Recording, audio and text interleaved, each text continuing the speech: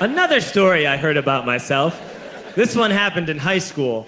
We had this teacher in high school whose kid went to our high school. His name was Mr. McNamara, and his son Jake McNamara went to our high school. He was a sophomore when I was a senior, so he was 2 years behind me.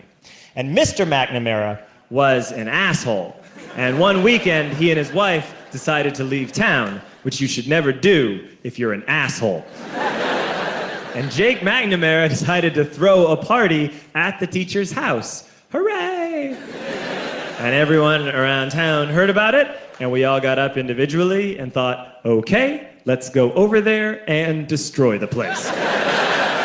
I walked into this party, everyone I had ever met was there, and everyone was drinking like it was the end of the world. People were drinking like it was the Civil War and a doctor was coming to saw our legs off. It was totally unsupervised. We were like dogs without horses. We were running wild. I walked down to the basement. They had a pool table in the basement. One dude took a running start and threw his body onto the pool table and broke it in half. Another kid found out which room was Mr. McNamara's and went upstairs and took a shit on his computer. So the party was going great. I'm standing in the basement and I'm holding a red cup. You've seen movies. And I'm standing there and I'm holding a red cup and I'm starting to black out. And I guess someone said like, something police. And in a brilliant moment of word association, I yelled, fuck the police!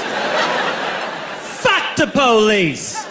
And everyone else joined in. 100 drunk white children yelling, fuck the police. With the confidence of guys who have like already been to jail and aren't afraid of it anymore. You know, that like, I serve my nickel, you come and take me confidence. But white children. The reason someone had said something police was because the police were there. So a Chicago police officer walked down the stairs and got to the bottom in the basement and looked out over a sea of drunk toddlers yelling, fuck the police, in his face. And he was almost impressed. He's like, wow. And then he leaned into his walkie-talkie and went, get the paddy wagon. And my friend John, who is now a father, this man now has a baby, he grabbed a 40, smashed it on the ground, and yelled, scatter! And everyone ran in a different direction. We all ran in different directions. It was like that scene in Ratatouille when the humans come in the kitchen and all the rats go in different ways. We all ran in different directions. I ran into the laundry room and I jumped up on the washing machine and I crawled out through a window into the backyard, and now I'm running through the backyard and there was this big chain link fence and I thought, I've never climbed a fence that high before. And then I woke up at home.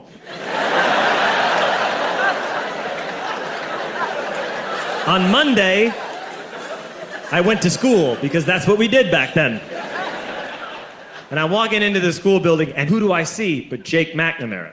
And he says to me, hey, were you at my party on Saturday? And I said, no. You know, like a liar. And he said things got really out of hand. Someone broke the pool table. Someone took a shit on my dad's computer. But the worst thing, he says, the worst thing is that someone stole these old antique photos of my grandmother, and my parents are freaking out about it. And I had that thought that only blackout drunks and Steve Urkel can have.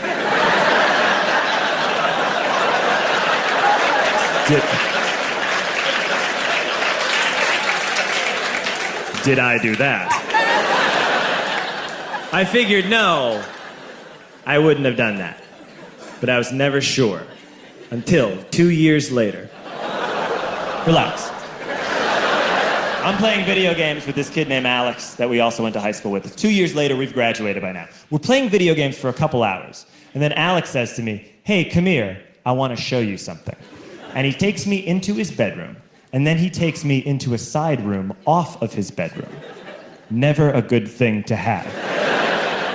And he shows me a tiny room that is covered wall to wall in stolen antique photos from different people's parties over the years.